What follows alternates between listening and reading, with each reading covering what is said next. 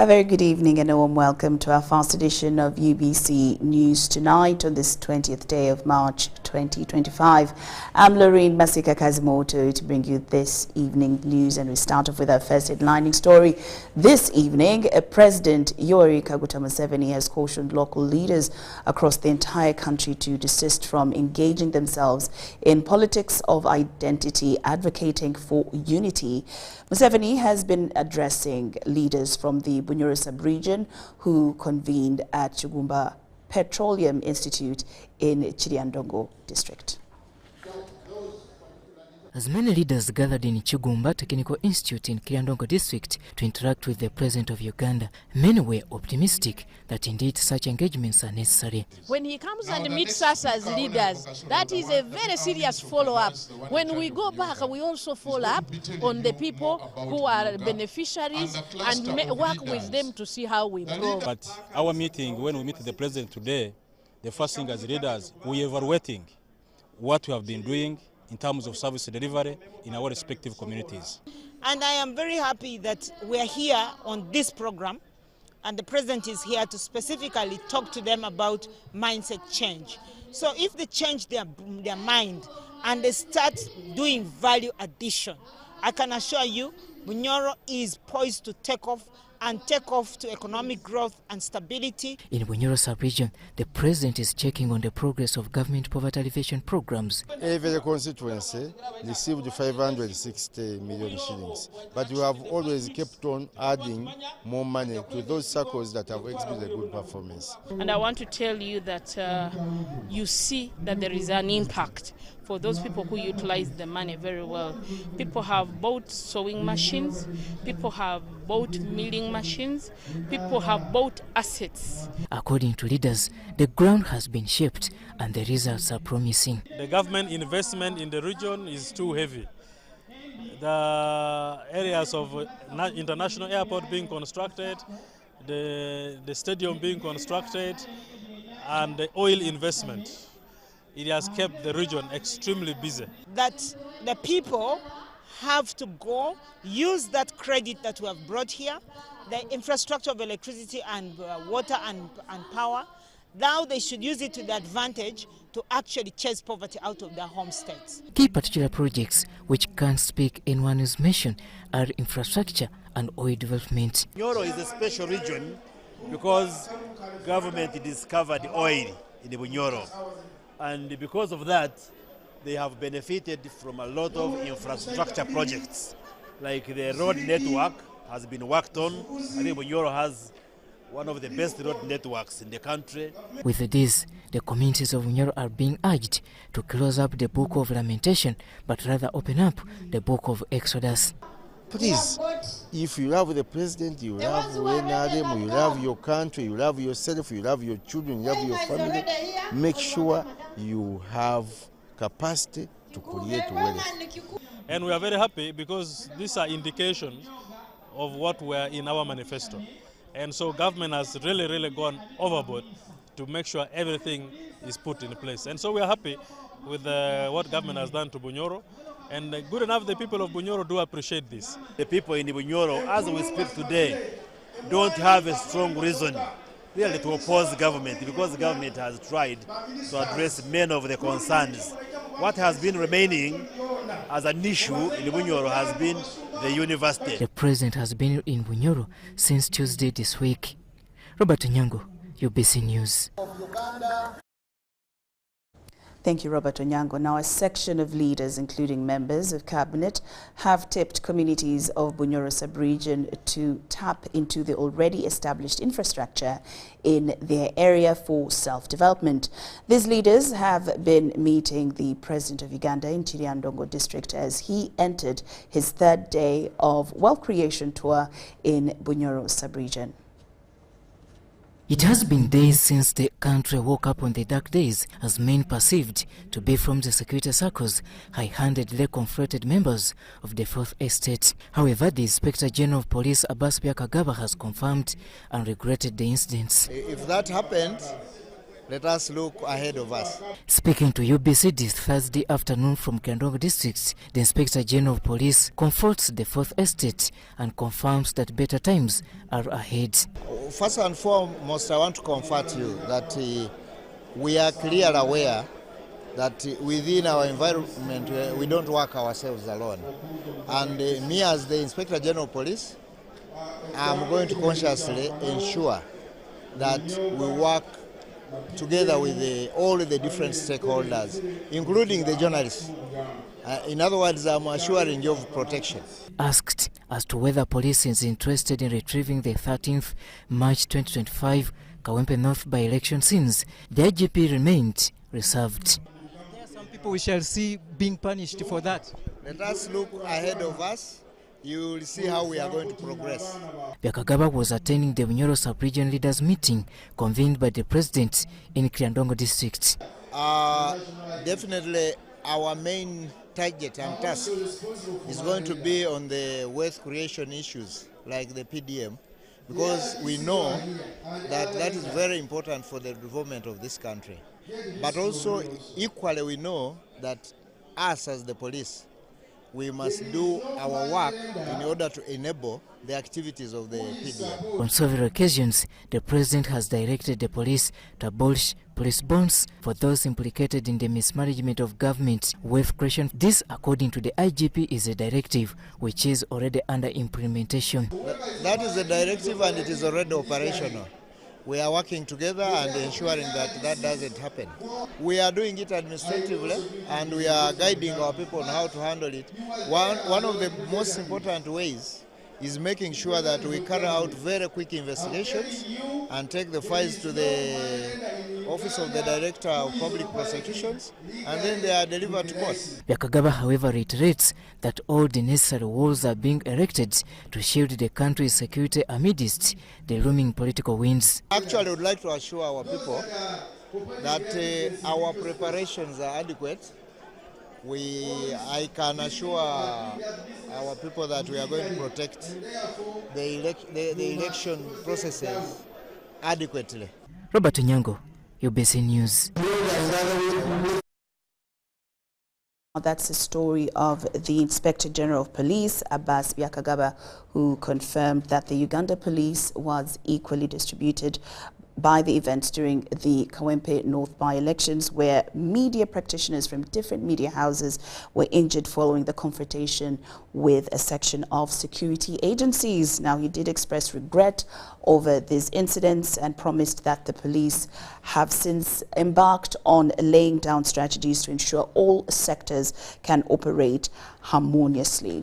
Now, in more news this evening, the Speaker of Parliament, Annette Among, has stressed the need for accountability committees in Africa to exercise more responsibility and transparency in institutions in order to gain value for money. The Speaker met with Eswatini's Deputy Speaker, Madala Mlanga, who is in the country on a 5-day conference of the African Organization of Public Accounts Committees. The Speaker of Parliament, Annette Among, has held talks with the Deputy Speaker of Eswatini, Madala Mlanga, who is in the country on a 5-day conference of the African Organization of Public Accounts Committees. Annette Among urged the officials to continue exercising accountability for taxpayers' money in their respective institutions. And as we discussed in the conference, that African problems can only be solved by us African. And as we say, the illicit financial flows should be handled, and we get the generally accepted reporting procedures for the whole of Africa, so that you will have uniformity in the reporting process for accountability committees. And we want to thank you so much for accepting to come to Uganda. I want to thank you so much and for strengthening AfroPac. Accountability and transparency is very important. The Speaker encouraged the officials to strengthen relationships among different kingdoms. So we can come back and boost the young kings around. We have a young king Usoga, yes. The officials informed the Speaker on how Eswatini is looking forward to increasing the development agenda with Uganda.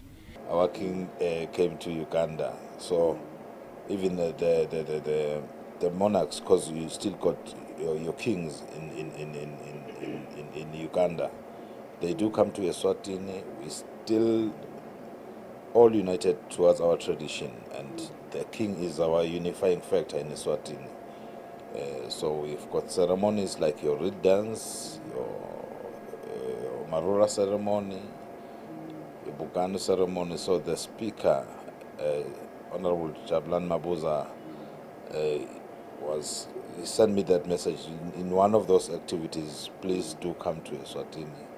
Lydia Chomkama and Gloria Gitabinji, Parliament.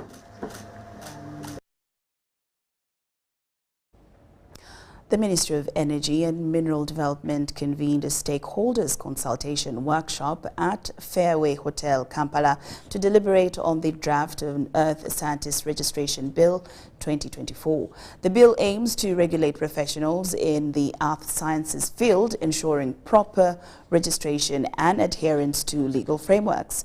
Speaking at the event, Engineer Irene Batebe, the Permanent Secretary of the Ministry of Energy and Mineral Development, emphasized the importance of incorporating other disciplines such as technologists and technicians within the bill. She also urged stakeholders to consider existing laws to ensure a comprehensive legal framework.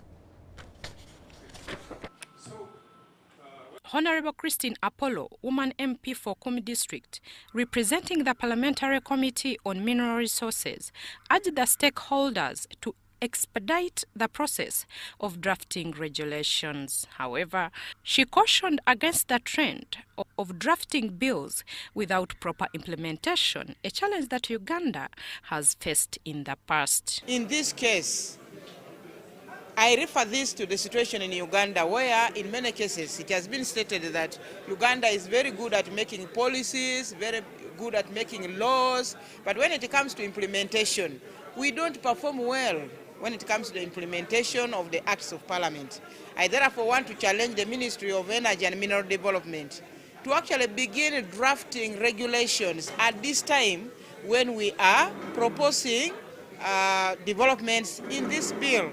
Kasaka Elfefan, president of the Geological Society of Uganda, underscored that the bill would help regulate their professional work, enhancing credibility and standards in the industry. Versus all the benefits of having this bill enacted, it will help regulate our sector as earth scientists to avoid shoddy work, but when no one is not accountable under any act, and it will provide an avenue for investors, both local and international. Grace Tumusime, Undersecretary at the Ministry of Energy and Mineral Development, reiterated the need to include technologists and technicians while ensuring the bill aligns with existing laws. Agreed in principle that we should not look at this bill in isolation. We should also be mindful of the legal framework for those who are existing already, so that we harmonize with the other boards that are already existing, or the acts of parliament that have created those boards, so that we do not have any kind of conflict. Dr. Fred Tugume, a commissioner for the Geological Survey at the ministry, provided insights into the next steps following the consultative workshop, emphasizing the need for the continued engagement to refine the bill. After getting this first draft, we shall send it to the Ministry of Justice and Constitutional Affairs, where they will refine it. And if this, before I send it there, I'll have to first agree, present it to my top management meeting. If the top management finds it's agreeable, and we shall, the ministry will send it to Ministry of Justice and Constitutional Affairs, where they will review it, and if they found it acceptable, they will give us certificates. Winnie Ainembabazi Katwiri and Jamil Sekaja for UBC.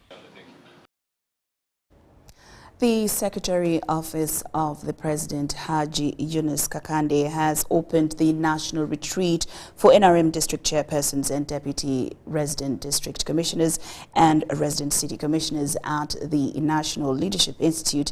Now, the retreat aims to deepen participants' understanding of government's priorities and strengthen the leadership skills of these key local leaders. We have more.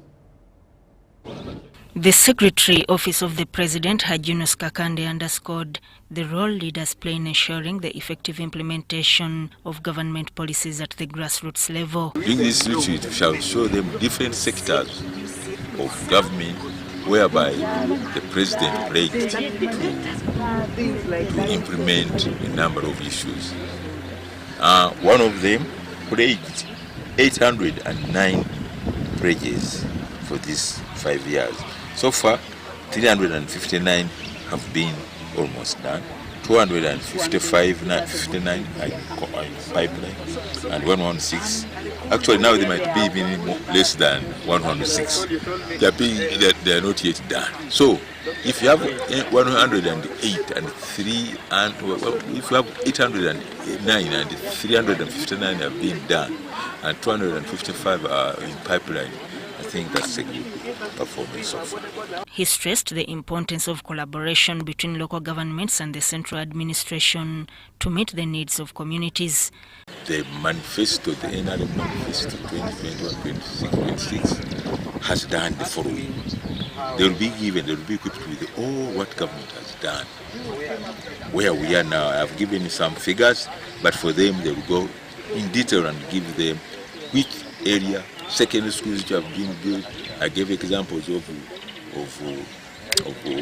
stadium which have been built, like the one in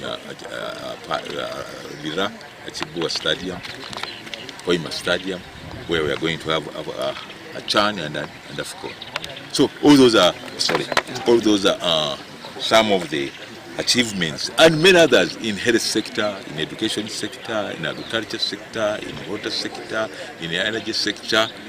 Those are the areas where we want these people to go back and tell the people. The retreat offered an opportunity for networking and sharing experiences among the leaders, setting the stage for a more coordinated effort in addressing the challenges faced by local communities. Work in progress. You know, the manifesto is 5 years, so most of these works are done, and as you are aware, some of the other projects, they can even outlive the political term. It can even be implemented more than 5 years. So the issue is that we look forward to make sure that whoever has a responsibility, or whichever sector has a duty responsibility to implement, should implement and make sure that that activity crosses over to the finished business. Participants were reassured of the government's continuous support for NRM leadership, emphasizing that the retreat would provide valuable knowledge and skills to enhance their leadership effectiveness. The retreat aims to strengthen the leadership capabilities of district chairpersons and deputy RCCs, enabling them to better serve their people and contribute to national development. Sudat Kaye, UBC News. The Speaker of Parliament, Anita Annette Among, has attributed the delay in the swearing-in of the newly elected Member of Parliament for Kawempe North, Elias Luimbazi Nalukola, to the Electoral Commission. The Speaker says the Electoral Commission has not gazetted Nalukola, a member of the National Unity Platform, for Parliament to swear him. Some MPs, including Semuju Ibrahim Nganda of Chira Municipality, questioned the delay, citing that some MPs are treated otherwise. Luimbazi Nalukola emerged the winner in the March 12th by-election held in Kawempe North Division. The Kira Municipality Member of Parliament, Ibrahim Semujunganda, questioned why the House has not considered to swear in the newly elected Kawempe North MP, Elias Nalukola Luimbazi. Madam Speaker, as the head of this institution, can you get us to know when the Honorable Nalukola will be sworn in? The Honorable Mawanda was sworn in 24 hours. He was here.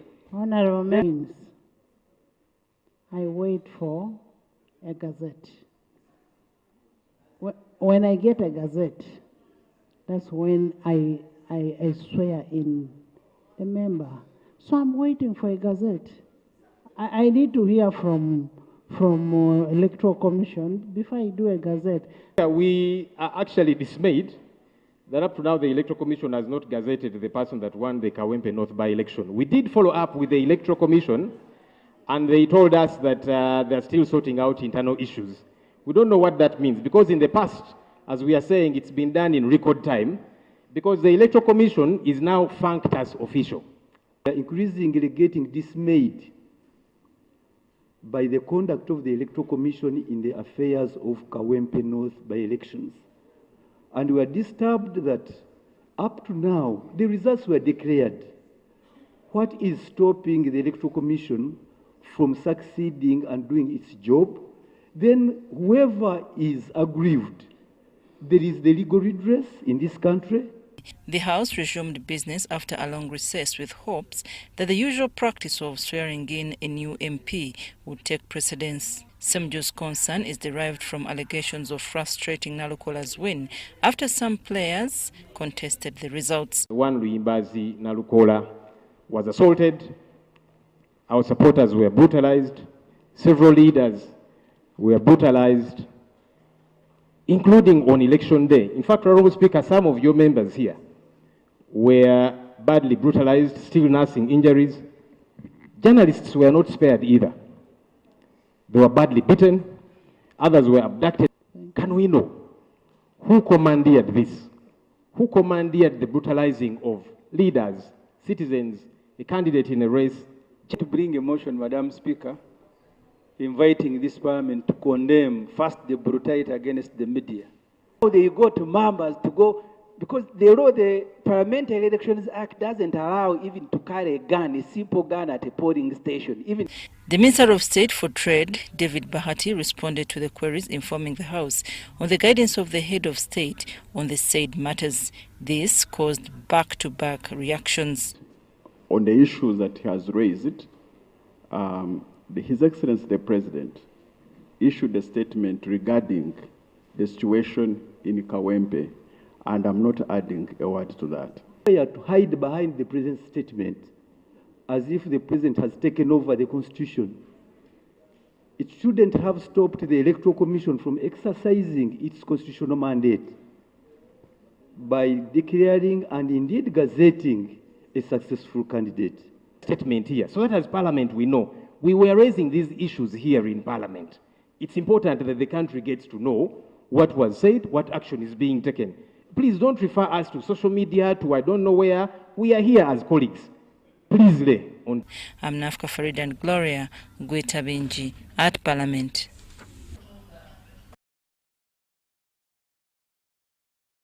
Take you back to the Bunyoro sub-region. President Yoweri Kaguta Museveni has cautioned local leaders across the entire country to desist from engaging themselves in politics of identity, advocating for unity. Museveni has been addressing leaders from Bunyoro sub-region who convened at Chugumba Petroleum Institute in Chiriandongo district. A short prayer led by the local religious leaders from Bunyoro sub-region kicked off the wealth creation meeting summoned by the President of Uganda, Yoweri Kaguta Museveni. For being here so that we listen from our great leader, our parent, our leader, Yoweri Kaguta Museveni, the President of Uganda. Convened at Kigumba Petroleum Institute in Kiandongo district, the meeting has attracted participants from across the entire Bunyoro sub-region. We thank you for the establishment of the Kabalega International Airport that is nearing completion and the development in the oil and gas sector. To receive the President in Kiandongo was the Prime Minister of Uganda, Robert Nabanja, NRM Secretary General Richard Odom, ministers among others. This is why we were excited when the Member of Parliament was reading your memorandum. The religious leaders always remind us that when you're in the church and you're before God, you ask God everything you want. And we are seeing you asking the President everything. And that is a demonstration of the love and trust that you have in his leadership and in NRM government. General has read to you how Bunyoro performed in the last elections. there is now a remarkable difference between how Bunyoro was then and how Bunyoro. Mr. President, we should feel proud to be NRM members under the wise leadership of you, Mr. President. During her presentation, Prime Minister Robert Nabanja took time to take the President and leaders through the works of government of the NRM in Bunyoro sub-region. Ndete. Uganda is now connected on Tamaka roads, Mr. President, and we want to thank you. And this is from north to south, east to west. Addressing the conference, President Museveni echoed the need to move together as a country regardless of our diversity. There is a reason as to why we have peace in Uganda. Ekyokubanza ne entekereza yitu okuteekateeka ideology. The first one is ideology, how we think and how we perceive things.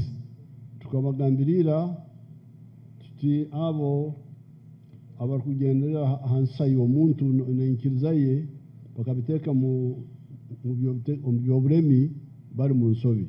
Oteeka obutwa mu bantu. You are inserting poison in people. That is what destabilizes this world.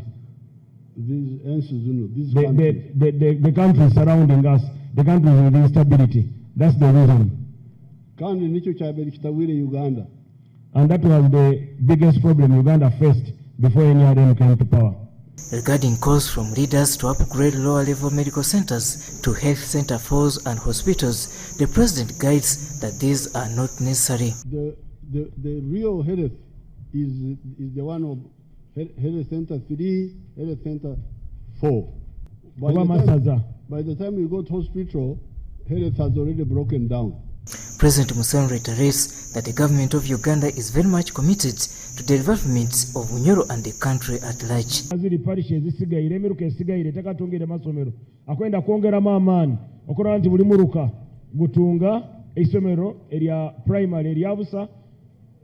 And the children are studying free. But if you talk about university, but you don't talk about the primary schools.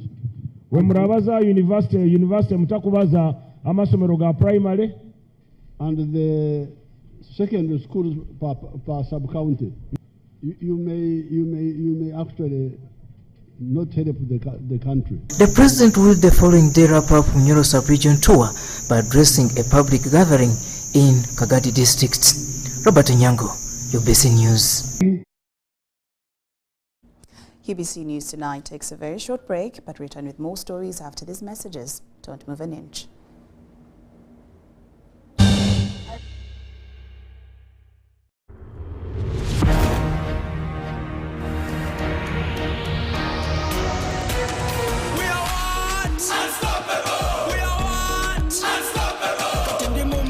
Come on, mo pocket, tambula body street, shoes are my target. We are what? Unstoppable. We are what? Unstoppable. I'm in a plantation, but on a global mission, internet ambition, full condition. We are what? Unstoppable. We are what? Unstoppable. Oro cash is gone, netaga yo karoni, niga mukafoni, money in the zone. We are what? Unstoppable. We are what? Unstoppable. We are good.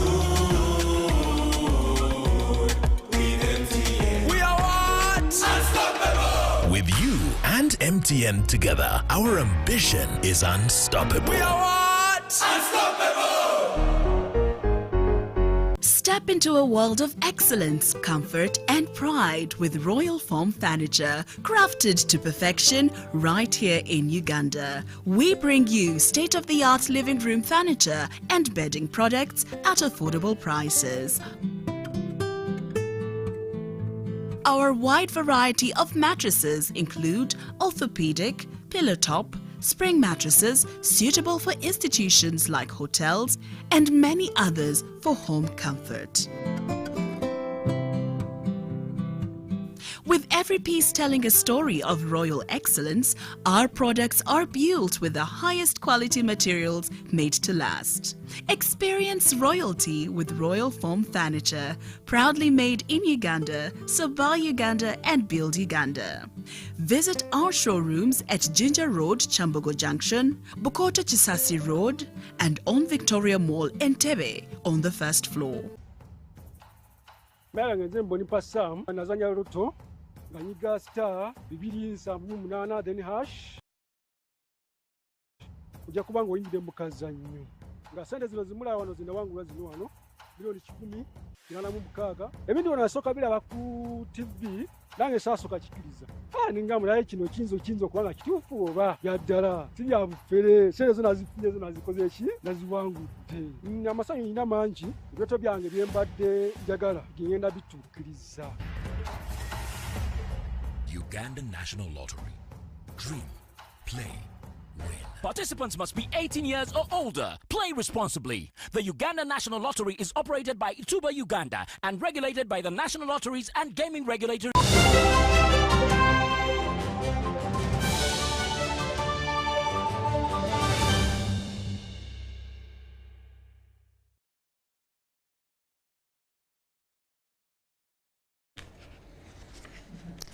Welcome back from that break, and we're glad that you're still with us here in UBC News Tonight. I'm Lauryn Masika Kazimoto. 9 more news this evening. Entrepreneurial leadership in Uganda's universal primary education, UPE schools, is taking center stage at Makerere University, where education experts, policymakers and stakeholders are gathered for the dissemination workshop. Now, the event, hosted at the College of Education and External Studies, aims to share key findings and recommendations on strengthening leadership in UPE schools. One show, very low Entrepreneurial Innovation Fund. The key ingredient in this project is that it speaks to the entrepreneurial leadership initiatives that should be seen in the UPE schools. As we already know, these schools are grappling with low learning outcomes and achievement by the learners. But the greatest challenge that this project brings on board, or the greatest intervention that the project brings on board, is to figure out how best the school managers and leaders should be supported to become more entrepreneurial, so that at the end of the day, there is transformation within the entire school system to allow the learners benefit through achieving better learning outcomes. One of the key areas that we focus on here at the College of Education and External Studies is to try and build capacity for the teacher educators. Educators generally, research show that we don't want change. When we are in a comfort zone, that's where we want to remain. However, today, as we see, 28 years after the launching of UPE, we realize that a lot has been achieved, but we still have a lot to be achieved. The mindset of most of the leadership in universal primary education institution is these are government schools. We are waiting for government to provide, and if government doesn't provide, then what can we do? And that is the mindset we are trying to change.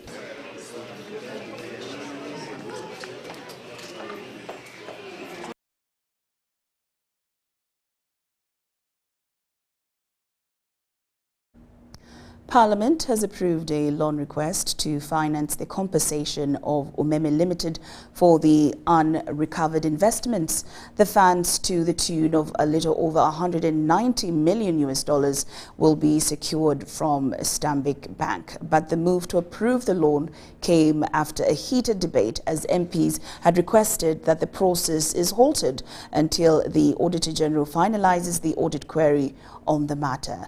The Minister of State for Finance in charge of general duties, Henry Musasizi, told the House on government's commitment to respond accordingly after the process is finalized.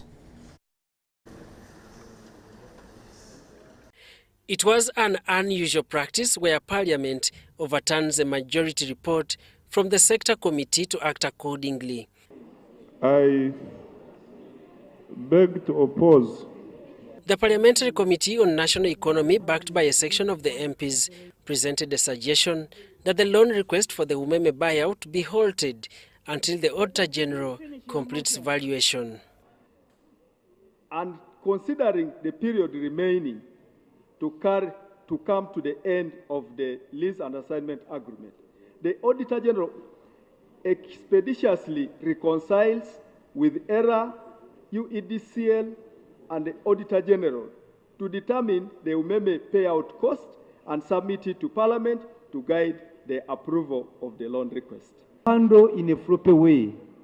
Can we respect our rules and then they'll guide us at the exact amount when it is due, well audited, then we'll proceed. Right, Honourable Speaker, I'll rise to support, but let us really be fair to ourselves and the country. I'm hard-pressed to believe the Minister of Finance here when he commits to us that you give me the 190. If I discover I'm meant to give them less, I'll only give them that part. Because, and examples have been given, this minister has promised us here are not fulfilled. But the Minister of State for Finance in charge of general duties, Henry Musasizi, quickly objected the report of the committee, citing time constraint.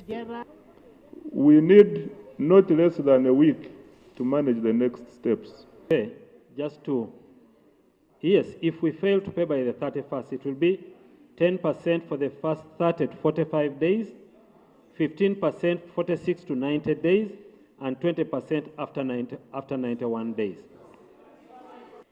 We have very few days on which to make a decision. There is interest that is going to accrue that the taxpayers of Uganda will pay on account of Parliament delaying a decision. Are we going to carry that burden that we will incur the 10%, the 20%? The funding is intended to finance the compensation of Umeme Limited for the unrecovered capital investments in accordance with the lease and assignment agreement. This is in response of a guidance by the head of state to the Minister of Finance to ensure that the required funds for the buyout of Umeme Limited are sourced by the time the concession agreement expires. Officials from the Ministry of Education and Sports have been bounced by the Parliamentary Public Accounts Committee on grounds of not having facts to the responses on the Auditor General's report for financial year 2023-24.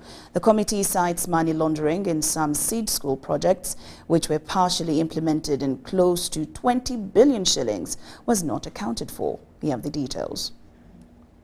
Officials from the Ministry of Education and Sports, led by Permanent Secretary Kedris Tuliagenda, have appeared before the Public Accounts Committee to respond to queries in the Auditor General's report for the financial year 2023-2024. The committee, chaired by its Deputy Chairperson, Goreth Namuga, revealed how the PS, Kedris Tuliagenda, could not respond to queries since she was new on the job. PS is directly concerned on all these issues, dealing with other projects. If she's not here, this lady is in almost 3 months in office. She's not above 3 months, I think, or 4, 5 around there. So what is she answering to us? I request you to reach out to the person who was in charge for her to come and appear. The ministry had projects to be implemented, including the Uganda Secondary Education Expansion Project. However, one project, named the Phase 2 of the vocational project, was not fully implemented. Each of these projects is a standalone. Each of these projects has a code of its own. A code of its own where it runs its funds. They cannot be a mix. Because what you are discovering, Chair, is that under this project, they were drawing Bank of Uganda, Government of Uganda funds. This project had a donor funding of $14.3 million US. However, only 26 billion shillings was awarded. The committee later on discovered that the additional 20 billion was added to the 10 billion from the government of Uganda, which the ministry failed to account for. The equivalent of the 10 billion as the counterpart funding or 30. Then how much? Because now, how much was available? You should be able to know. You are the one executing the project. You are talking of milestones that you're achieving, and those milestones relate to funding. It's almost 10, 20 billion have come through and outside the budget framework. The government of Uganda performed is far much higher than the donor. The committee also noted how the implementation of this project was partially done in 4 districts out of the 8 across the country.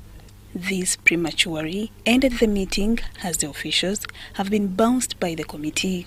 Lydia Chomkama and Gloria Gitabinji, Parliament. Uganda Airlines has announced the launch of direct scheduled flights between Entebbe International Airport and London Gatwick Airport effective May 18, 2025.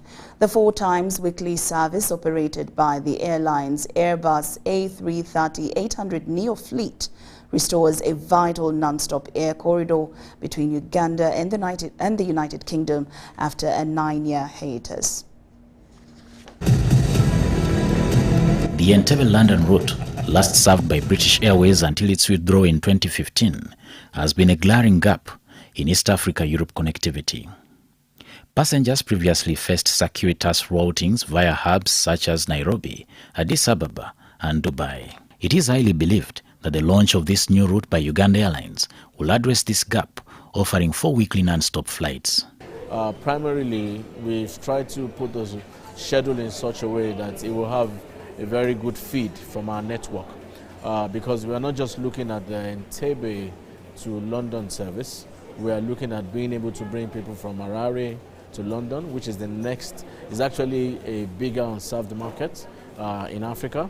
We are looking at bringing people from Lusaka, looking at see how we can tap into the vast numbers that they have in Nairobi, bringing people from Tanzania into Entebbe to be able to connect, also from Nigeria as well, and the remaining of our network. Uganda Airlines Chief Executive Officer Jennifer Wamturaki described this new route as a game changer that will stimulate demand. As befitting of a national carrier, we are currently the biggest operator out of Entebbe International Airport, with an average of 77 departures a week and just under 30% of the travel scheduled departures from and into Entebbe International Airport. This route will take our tally to 81 departures a week, combined with others coming soon. The British High Commissioner to Uganda expressed excitement about this route, highlighting its potential to streamline cargo transport and boost trade volumes. And this direct connection will undoubtedly enhance these figures, providing more opportunities for exports and a boost to both of our economies. And I think the direct flight opens other new avenues for investment. With easier investment, with easier access, we can attract more investors to Uganda, fostering economic growth, creating jobs. Uganda Airlines currently operates a fleet of 7 aircraft, including 4 Sierra J Mitsubishi regional jets, 2 Airbus A330-800 Neos, and a leased A320. The Minister of Works and Transport, General Katumba Wamala, revealed that government is exploring options to acquire more aircraft to support the airline's growing network.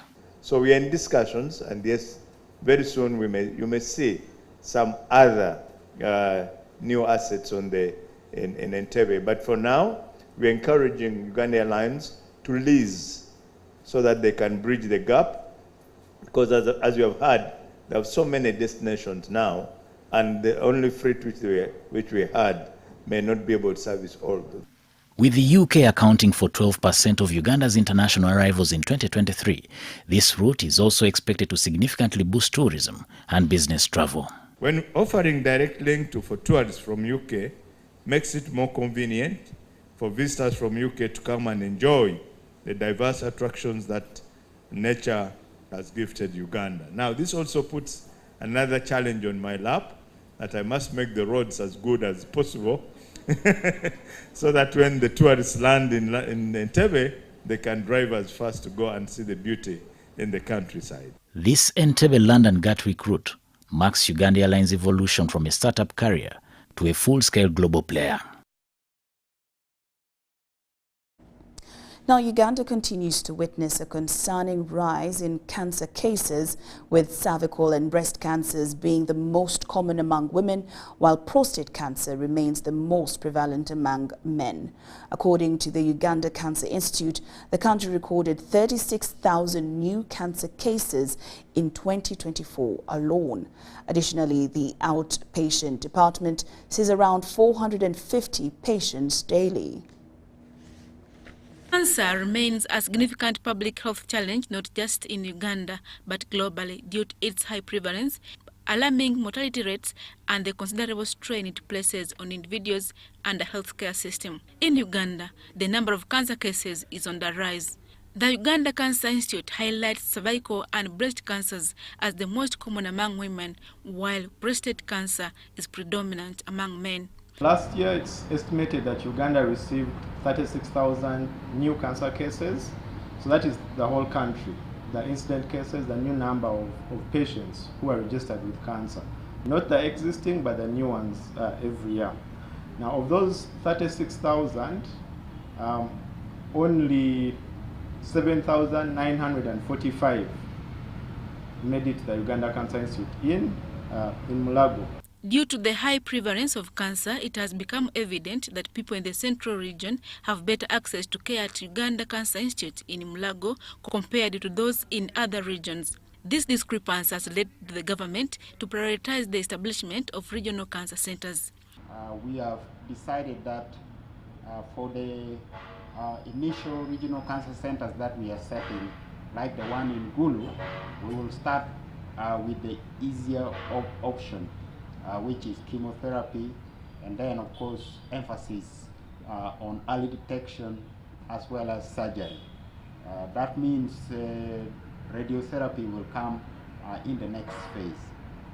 But for the other centers which will be coming up, like the one in Arua, the one in Bale, and hopefully the one in Barara, we want to kind of move at a go to have both radiotherapy and chemotherapy being given at the same time. So the escalating number of cancer cases has also placed a tremendous strain on the available human resource for cancer care and treatment. As Cancer Institute, we have actually started specialist oncology fellowship programs, and I'm happy to inform you that we have 6 accredited fellowship programs at the Uganda Cancer Institute. Fellowship programs are basically specializations in oncology. So we have different disciplines in oncology that we're training at the Uganda Cancer Institute, and the goal is that these are the people who come and serve at the Cancer Institute, but also serve in the regional cancer centers that we're talking about, but also building human resource capacity, not just for Cancer Institute, but for the entire country, for the region. So, what are the major risk factors for cancer? Know that, for instance, cigarette smoking or tobacco consumption, alcohol consumption, or infection with viruses like human papilloma virus, hepatitis B. We don't need a survey for us to say that these are risk factors for development of cancers. So that means we should actually create awareness about these risk factors so that they are avoided.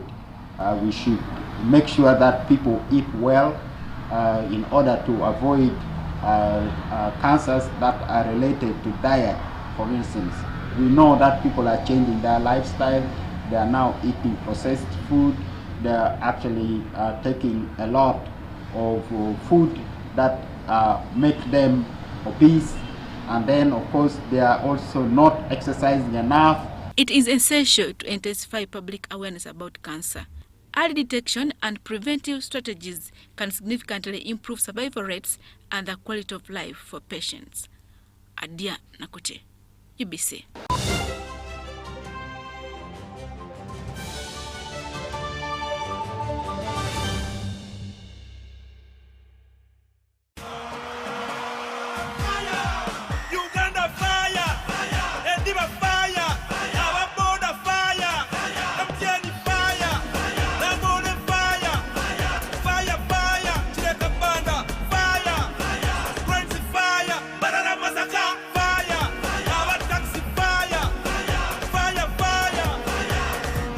Uganda, fire!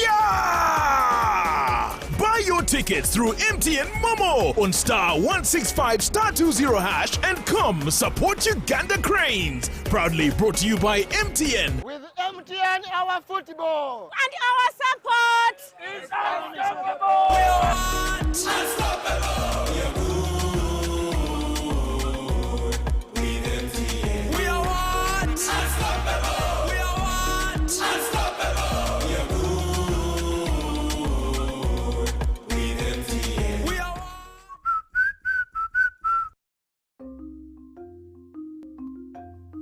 Agriculture is Uganda's economic backbone, employing about 70% of the working population and contributing 20% of the GDP.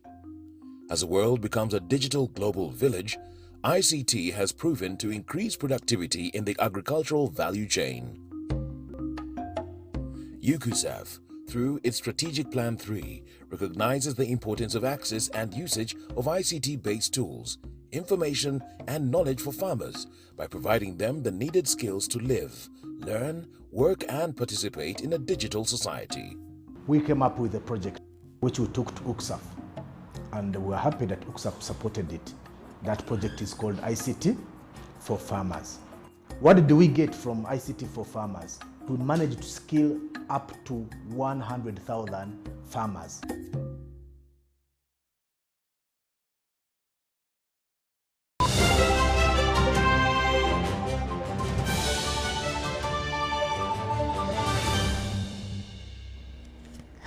Welcome back from that break, and now into the business scene. The State Minister for Trade, Industry and Cooperatives, General Mbadi Wilson, stated that Uganda is set to earn over $20 billion annually from exports such as coffee, petroleum products and others by 2040. He added that this achievement will be possible due to the country's steady economic progress. General Mbadi made the remarks while officiating at the Indian High Commission, Kampala and Indian Business Forum Trade Show and Exhibition held at Kabira Country Club. We expect to export 50% of Uganda's GDP, partly by increasing the export value of agro-industrial products from $4 billion to $20 billion US dollars by 2040. National export receipts have increased by 108%, from 3.8 billion to 7.9 billion. The Indian High Commissioner to Uganda, Upenda Singh Rawat, noted that the peaceful atmosphere in Uganda has facilitated massive investment from both countries in various sectors. Colleagues, as the chairperson just mentioned about Ugandan businesses going to India, from the High Commission, all the business visas that we issue to Ugandan nationals, they are issued gratis. So there is no visa fee charge for business visas. Manish Kola, the Treasurer General of the Indian Business Forum, observed that more Indian investors are eager to join the Ugandan market, citing the peace in the country as a key factor. All the exhibitors, we commend you for showcasing for your products and service, demonstrating the wealth of the possibilities that exist between Uganda and India. Fellow members of my IPF Uganda, thank you for your dedication and tireless efforts fostering the trade relation between both the countries. The chairman of the Kampala City Traders Association, Kasita, Dr. Tedias Nagenda Musoke, expressed appreciation for the strong economic ties between Uganda and India, which have led to positive results. To be more strategic to develop Uganda's economy. Because we look at our comrades, the Indian Business Forum, as partners, and for sure, we have helped Ugandans to get jobs. And also we have benchmarked from the companies. Now, following the presidential call for increased investment in Uganda, both local and international investors have expressed strong interest in contributing to the country's development. Many are focusing on providing innovative, modern and affordable housing solutions to meet the growing demand. However, investors are urging regulatory authorities to offer more support and protection to ensure the success of their ventures. We have two more projects, one in Entebbe, the other one is in Kololo. Kololo is G+17 and Entebbe is a townhouses. We have been invited by your president, His Excellency Museveni. He was in Abu Dhabi in 2023 February where we met him, and he invited us to do business, and he promised us all the support from KCCA and NEMA and all the local authorities, which they have helped us a lot as a local authority to, as an investor. We came from UAE, we invested money here in this market, and we are quite impressed with the professional approach and all the support we have received from them. We are committed. This market is having a lot of potential, and we want to launch more projects in this market. We are, along with Uganda, we have launched in East Africa, Kenya and Rwanda. We are launching in Addis Ababa, Ethiopia with Defense. Defense is our partner there. And yeah, we are committed to this market. This market, as I said, that a lot of deficit, but the deficit is for low-income group as well as the mid-income and high-income group as well. We can offer our mortgage up to 80%. So even if the customer has only 20% financing, as long as the customer has expressed capacity to take on the 80% in terms of mortgage, for us we are able to lend. We can go as far as lending to a customer for 20 years, that is in terms of shillings. And what we are bringing to this partnership is a commitment that we are reviewing our processes, that we have actually put aside special discounted rates for customers who want to buy properties from Entrepreneurial, that we are creating flexible repayment terms, flexible borrowing terms. I think Isaac has spoken about some of them. So as a bank, we are bringing in our expertise to make sure that whatever we are giving the customers is competitive and is better than what they're going to get, from elsewhere in the market.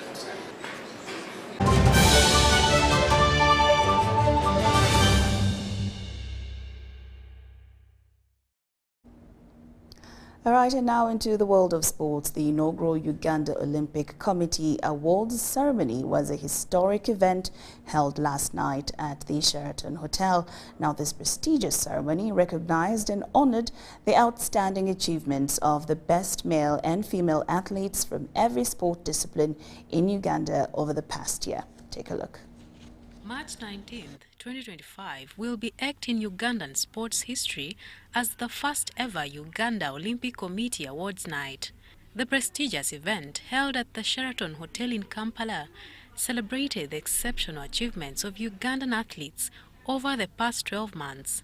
The momentous occasion honored the hard work and dedication of athletes from 33 sports federations in Uganda, paving the way for the future generations of Ugandan sports heroes. 2024 Uganda Olympics, we had a number of activities with our commissions. We supported our federations. We believe 2024 we are going to be, and we look forward to a better 2025. Some of the notable winners included 2024 Paris Olympic Games medalists Joshua Cheptegei and Peruth Chemtai, who were awarded the overall male and female athletes of the year, respectively. The Uganda rugby men's team and the Uganda netball women's team were also recognized as the best teams of the year, while Uganda athletics received the best federation prize. Last year, apart from the Olympic Games, we won 33 international medals for the country, and our athletes set 14 new national records, and they were set by 17 athletes. And when you look at world records, 2 of our athletes set world records last year, and one of them set an Olympic record. So when you talk about this, you really see that Athletics Federation deserved this award. And I want to thank the Uganda Olympic Committee for recognizing us as the best performing federation. Other winners expressed their gratitude towards the awards. I'd love to thank you also for organizing such awards because as a player, you will always need something small to motivate you. And for me personally, this has motivated me to go back and work hard and win more tournaments in future. This is a very good award. First of all, I want to thank the Almighty God for this privilege. And also, I would like to dedicate this award to my family and my UBC fraternity. Well, basically, this award means a lot to the modern pentathlon because it is a sport of 5 disciplines that is uprising in Uganda. And special recognition to my other colleague, Rashida Najuma and Arnold Chisulo, who have helped us to propel this sport to become what it is in Uganda. So it's really good that this sport can be recognized and be able to push on for the future. 2 and 1. Marion.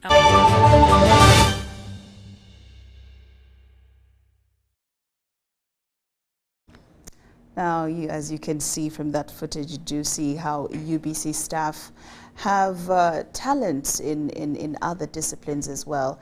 I want to say well done, Marshall Miro, for that award, being a sports reporter and also being a sportsman as well.